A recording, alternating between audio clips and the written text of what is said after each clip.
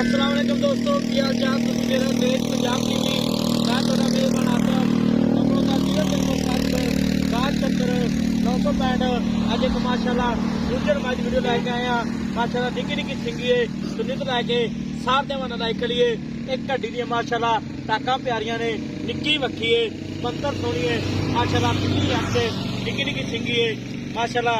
पैर इन्हें जिवें घोड़े संभ होंदे ने, मुठ खाने सारा खान लग्या माशाल्लाह। सुनित लैके सार देवाना लाइक करिए।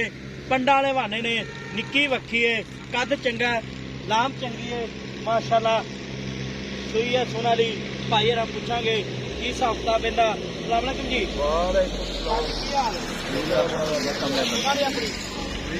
कितने दिन हो गए?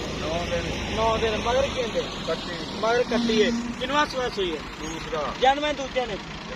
अच्छा ठीक हो गया। अपनी घर दी है? घर दी ते पहले से कितना दुध कर दी?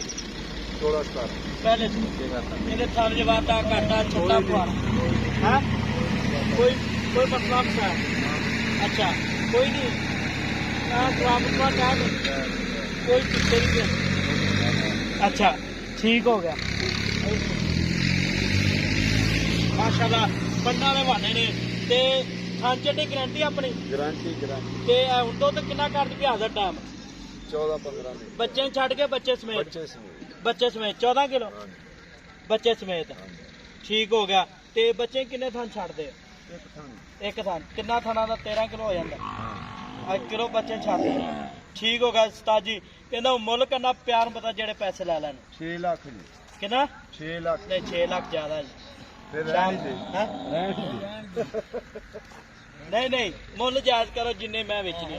6 लाख पक्का 6 नहीं 6 लाख ज्यादा लड़ो ना, जायज मुल करो जिन्ने देनी है मैं।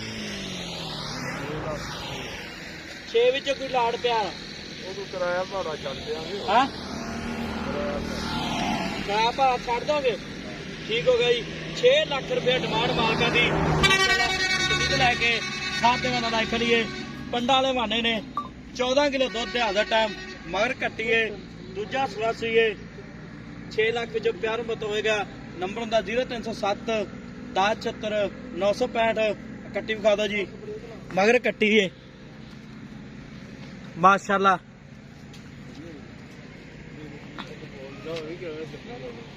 आ कट्टी है 9 दिन हो गए सोई माशाल्लाह। नंबर होंगे 0307 1076 965। यही व्हाट्सएप नंबर इमो नंबर है। मिला अगली वीडियो नाल। पाकिस्तान जिंदाबाद।